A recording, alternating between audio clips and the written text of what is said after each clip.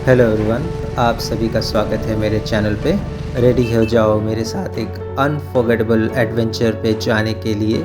ये मेरे 4000 kilometre journey का फर्स्ट पार्ट है, जो मेरे भरोसेमंद ट्रायम्फ स्पीड 400 पर ब्रेथ टेकिंग नॉर्थ ईस्ट से होकर गुजरेगा और ये मेरे लाइफ टाइम का सबसे यादगार राइड रहेगा। ये वीडियो थोड़ा लंबा है, सो प्लीज़ मेरे वीडियो पे बने रहें और इस राइड का आनंद लें। हमने अपना राइड 25 दिसंबर 2024 सुबह 10:30 बजे सिलीगुड़ी से स्टार्ट किया। हमें मिरिक होते हुए दार्जिलिंग जाना था। होटल का इन्फॉर्मेशन मैंने डिस्क्रिप्शन में दे के रखा है, आप वहाँ से hotel names and other information check कर सकते हो। ये राइड इस वीडियो से बहुत पहले शुरू हो गई थी। इसकी शुरुआत 24 दिसंबर 2024 को कोलकाता से सिलीगुड़ी तक 14 घंटे की थका देने वाली राइड से हुई, जो कि रात 10:30 बजे देर जाकर एंड हुई। अनफॉर्चुनेटली कुछ टेक्निकल गड़बड़ी के कारण मैंने उस शुरुआती हिस्से की सारी फुटेज खो दी, बट ट्रस्ट मी, यह धीरज की एक सच्ची परीक्षा थी जिसने मुझे और मेरी स्पीड 400 दोनों को सीमाओं तक ढकेल दिया। लेकिन आज हम इस एडवेंचरस राइड के फर्स्ट पार्ट में गोता लगाने जा रहे हैं। सिलीगुड़ी से निकलते हुए मैंने SH12 से मिरिक की ओर राइड स्टार्ट किया। इनिशियल स्ट्रेच रिलेटिवली स्मूथ था, जिससे मुझे राइडिंग की लय में आने का मौका मिला। आप देख सकते हो ये टी गार्डन्स, क्या मस्त लग रहा है यार, क्या ज़बरदस्त व्यू है। मेरे साथ मेरे फेलो राइडर्स भी थे, टोटल 4 लोग, 2 बाइक्स, हस्बैंड वाइफ कॉम्बो। और इस राइड पे मेरी स्पीड 400 एंड मेरी एवेंजर गई थी। मैं दार्जिलिंग 3 से 4 बार गया हूँ, but not in any of the bikes. मैं जस्ट सिलीगुड़ी में उतरता था and we used to take the cab. But car में और बाइक में राइड करना बहुत ही डिफरेंट होता है। उसमें तो आप सिंपली बैठे रहते हो कोई एक कोने पे और किसी एक कोने का आप नज़ारा देखते हो, बट बाइक में तो आपको अराउंड 270 डिग्री व्यू मिलता है। मेरा अगर कंटेंट अच्छा लग रहा हो तो मेरे चैनल को सब्सक्राइब करें, इस वीडियो को लाइक करें एंड कमेंट करें। इस राइड को मैंने बहुत दिन से प्लान करके रखा था एंड मुझे वैसा टाइम नहीं मिल पा रहा था मेरा ऑफिस के काम के कारण, बट फॉर्चुनेटली राइट टाइम पे राइट चीज़ें होती गई और फिर हम लोग निकल पड़े इस लंबी सी मेमोरेबल राइड पे।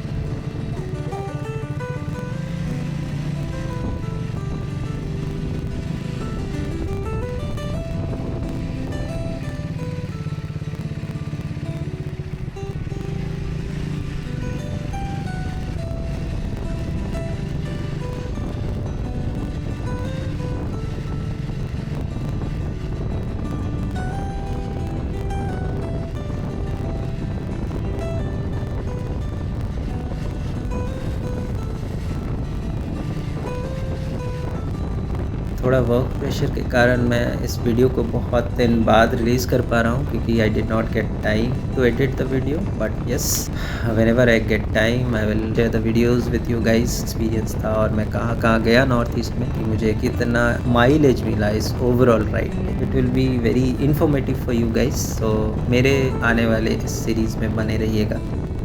मुझे एक्साइटमेंट और थोड़ा नर्वसनेस का मिक्स महसूस हो रहा था। ये हिमालय में मेरी पहली राइड थी और मैं यह देखने के लिए उत्सुक था कि आगे क्या चैलेंजेस हैं और वंडर्स हैं। स्पीड 400 का हैंडलिंग ब्यूटीफुल था और वो मुझे अजाइल एंड रिस्पॉन्सिव फील करा रहा था।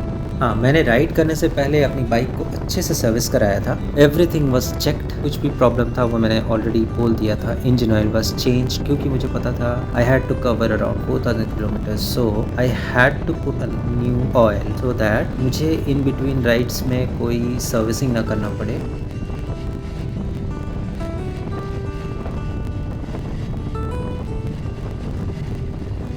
हवा में एक ताजगी थी और सामने पहाड़ों का व्यू बड़ा ही औसम था।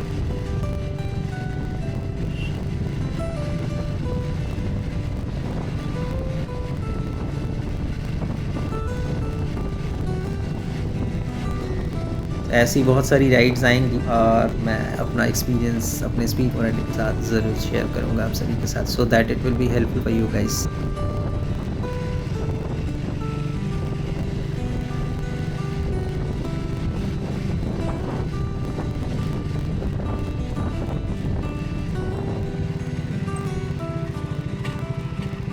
आप देख सकते हो मैं दुधिया ब्रिज पार कर रहा हूँ और क्या नज़ारा है, panoramic view, surrounding landscape, just awesome.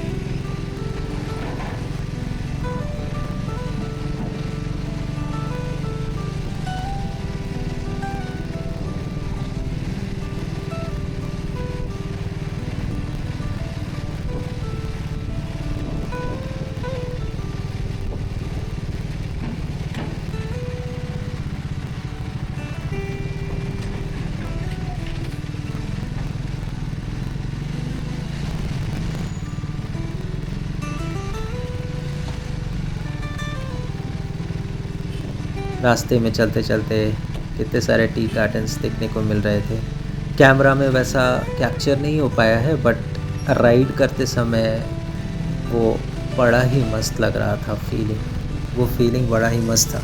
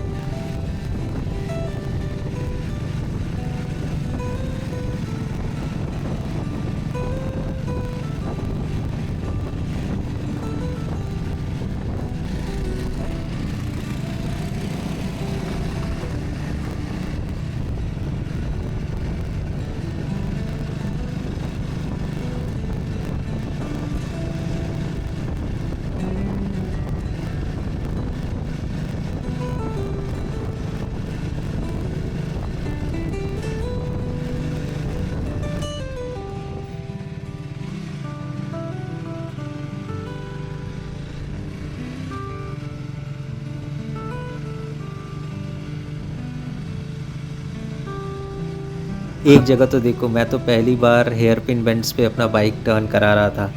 This was my first time और मैंने ये गलती कर दी। देखो ये रोड थोड़ा कंफ्यूजिंग था, दूसरी तरफ भी जा रहा था, बट मैं मेन रोड से डेविएट होके स्मॉल रोड में जाने लगा, बट उधर से गाड़ी आई, उसने हॉर्न मारा, तो मुझे अपना डायरेक्शन करेक्ट करना पड़ा। So it was a learning for me. फिर उसके बाद मैं बहुत संभल संभल के मैप्स को अच्छे से दे के राइड कर रहा था, क्योंकि मुझे रेस्पॉन्सिबली भी राइड करना था, क्योंकि मेरे साथ मेरी को राइडर मेरी वाइफ भी थी।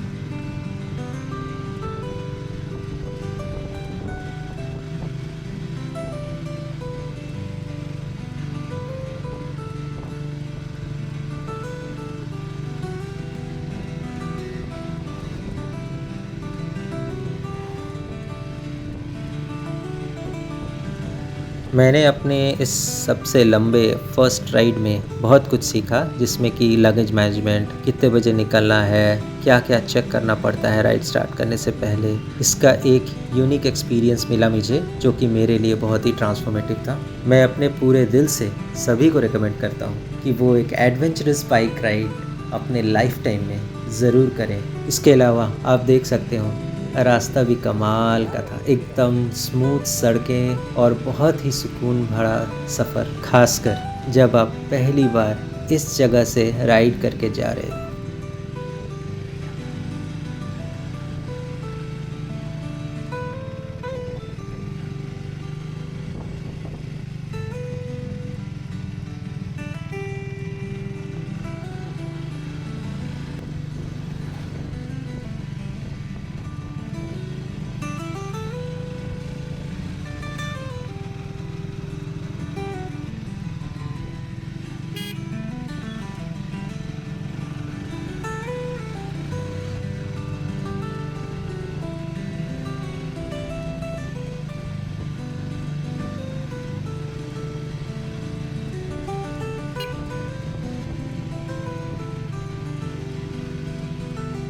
इस राइड से पहले मैंने अपने स्पीड 400 को पूरा टूरिंग रेडी कर लिया था, मैंने इसमें बहुत सारे मॉडिफिकेशंस किए हैं, इसीलिए मुझे इस राइड में अपने स्पीड 400 पे ज़रा भी टायरिंग महसूस नहीं हुआ। मैंने राइडिंग के लिए इस पे एयर कुशन्स भी लगाए थे एंड मैंने इसका हैंडल बार भी रेस कराया है, तो मेरे पीठ में उतना दर्द भी नहीं हुआ। मैंने इसके सीट को भी मॉडिफाई कराया है, तो it was really awesome experience for me while riding this bike. मेरे को राइडर को भी कोई परेशानी नहीं हुई।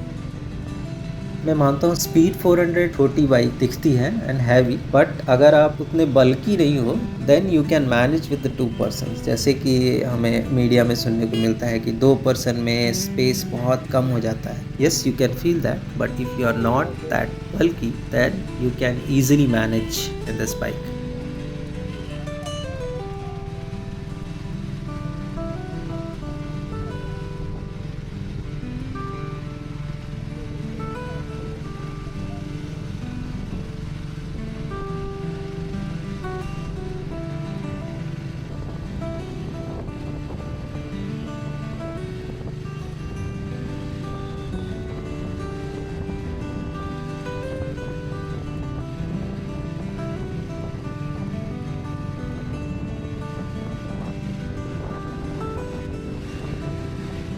राइड पे मैंने कुछ एक्सेसरीज़ अपने साथ रखा था जो कि बहुत ही यूज़फुल रहा मेरे लिए, जैसे कि tyre pressure inflator, then chain lube, some tool kits. जैसे मैंने पहले बताया, मैंने अपना राइड 24 दिसंबर से स्टार्ट किया था, तो ये पूरी ठंडी का समय था। So it was a really soothing experience. कोई गर्मी कुछ महसूस नहीं हुआ, बट ठंडी वाले जगह में जब मैं गया वहाँ पे भी मेरे बाइक ने बहुत ही अच्छा परफॉर्म किया।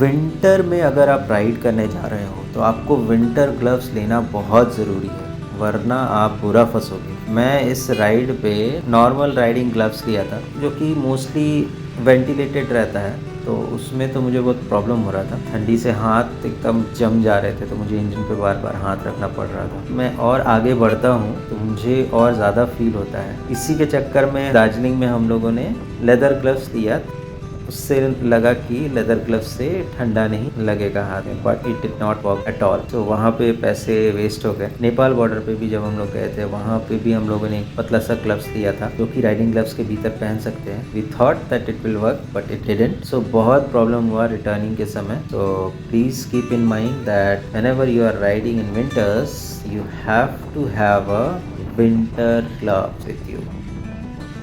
ये राइड इतनी इजी नहीं है, आपको रोड पे और स्केड्यूल के साथ भी बहुत डिसिप्लिन रहना पड़ेगा। और पहाड़ों में तो स्पेशली रश करके एकदम नहीं चलाना है, क्योंकि यू नेवर नो, बहुत सारे जगह पे कर्वी रोड्स रहते हैं ना, तो अब अगर रश करके चलाओगे तो देर आर चांसेस दैट कि सामने से आ रही गाड़ी से आप टकरा जाओगे। सो बहुत ध्यान से चलाना पड़ता है, कॉर्नर्स पे हमेशा हॉर्न मारो।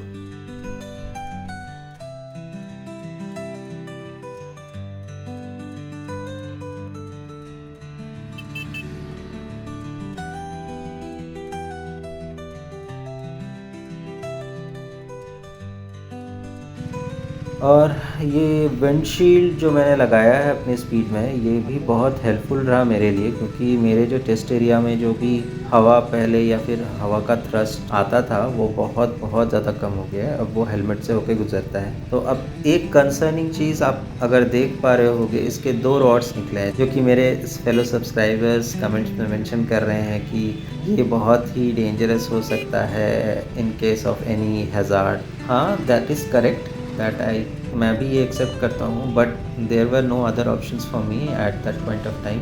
कोलकाता में मुझे वैसा कुछ दिखा नहीं, मैं कोई जुगाड़ू वाला काम नहीं करना चाहता था। I wanted a fixed windscreen, that is why I opted for this carbon racing. So अब भी पूरे राइड में ये मेरा बहुत अच्छे से साथ दिया, कोई प्रॉब्लम नहीं हुआ, बहुत सही प्रोडक्ट है।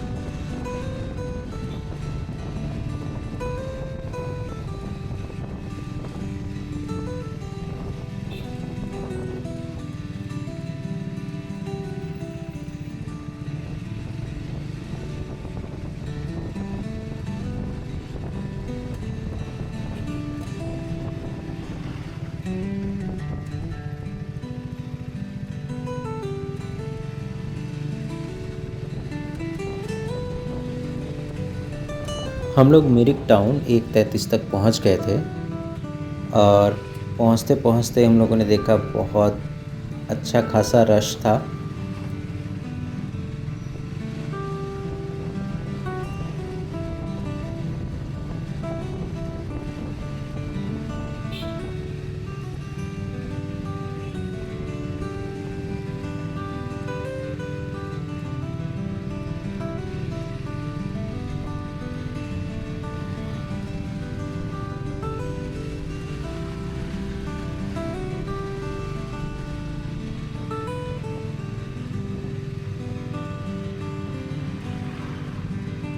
मिरिक लेक बहुत ही ब्यूटीफुल था, जैसे कि पोस्ट कार्ड में कदम रखना। हालांकि भीड़ और हमारे टाइट स्केड्यूल ने हमें एक लेक एक्सप्लोरेशन को पोस्टपोन करने पे मजबूर कर दिया। हम लोगों की इस राइड में हमने बीच बीच में थोड़ा थोड़ा जगह साइट सीन किया एंड रेस्ट भी लिया, बट मेजर स्पॉट्स उतना हम लोगों ने एक्सप्लोर नहीं किया। एज यू ऑलरेडी नो, हमारा टाइट स्केड्यूल था तो हमें कवर करना था अच्छा खासा distance, so that is Y.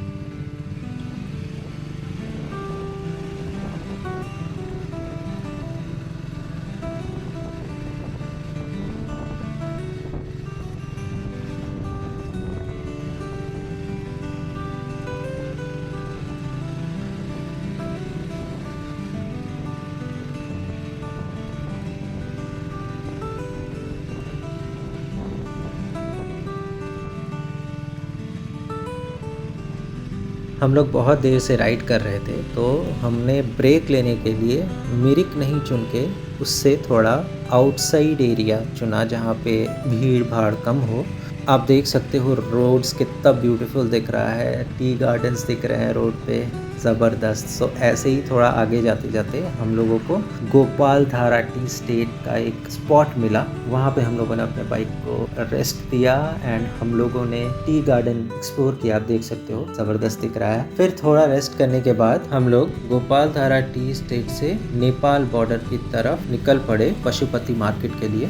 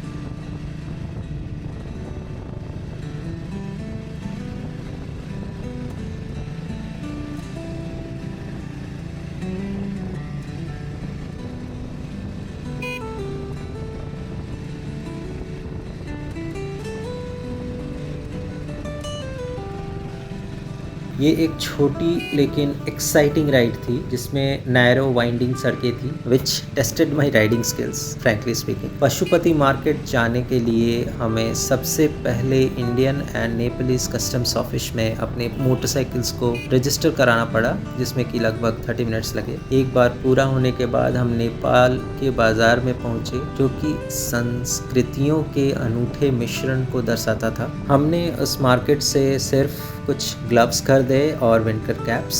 इसका फुटेज भी मैं नहीं ले पाया क्योंकि हम लोग कस्टम्स में ही बिजी रह गए और we were feeling hungry, so हम लोगों को कुछ खाना पड़ा। इट वॉज ऑलरेडी 3 PM, तो we were tired. I forgot to start the camera.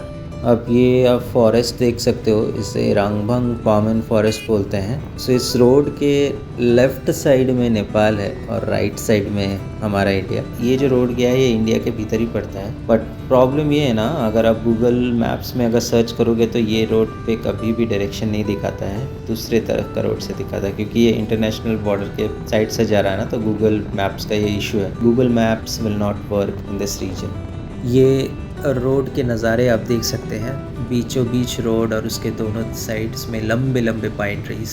क्या नज़ारा है, wow, it was really awesome. ये राइड करते समय थोड़ा फॉग आ रहा था, इसके लिए फुटेज थोड़ा ब्लरी दिख सकता है आपको। उसके बाद हम निकल पड़े दार्जिलिंग की ओर, क्योंकि we were already late by several hours. असली चैलेंज शुरू हुई दार्जिलिंग की चढ़ाई करते समय। सड़क काफ़ी स्टीपर हो गई थी, जिसमें कई हेयर पिन बेंड्स थे जिन पर पूरी कंसंट्रेशन की ज़रूरत थी, लेकिन नज़ारे सिंपली ब्रेथ टेकिंग थी। लैंडस्केप्स कॉन्स्टेंटली चेंज हो रहा था, आप देख सकते हो। हरे भरे चाय के बागान से लेकर डीप वैलीज और ऊंचे पहाड़ों तक हिमालय की सुंदरता वास्तव में ओवरवेलमिंग थी। हर टर्न पे एकदम और वंडर वाली फीलिंग आ रही थी। क्रिस्प माउंटेन एयर और एकदम सीरीन साइलेंस सिर्फ मेरी बाइक के साउंड से ब्रेक हो रहा था। इतना अमेजिंग एक्सपीरियंस था जो मैंने सोचा भी नहीं था।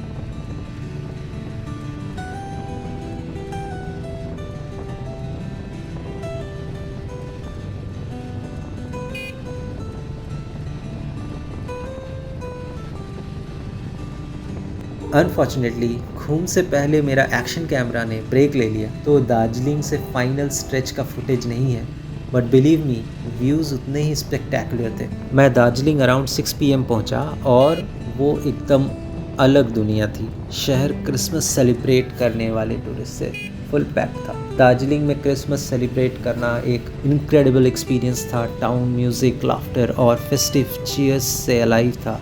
क्राउड में से मूव करना मुश्किल था, लेकिन माहौल बहुत ही उत्साहपूर्वक था। हमने हल्का नाश्ता ग्लेनरिस में किया and it was very crowded.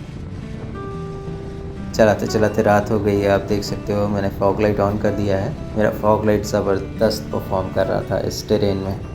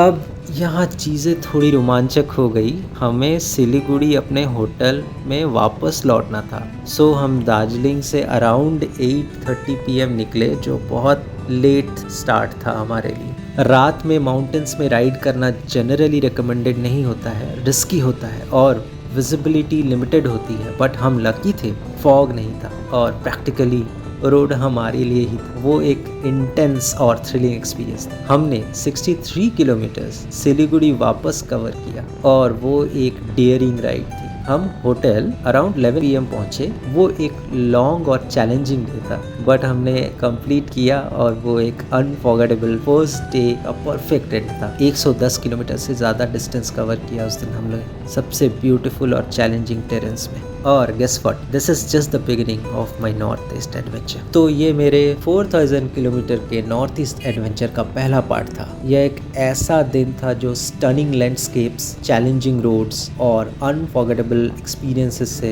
भरा हुआ था। इस इनक्रेडिबल जर्नी के और फ्यूचर वीडियोस के लिए बने रहें। इस राइड में मेरे साथ शामिल होने के लिए थैंक यू। पार्ट 2 के लिए लाइक, कमेंट और सब्सक्राइब करना ना भूलें।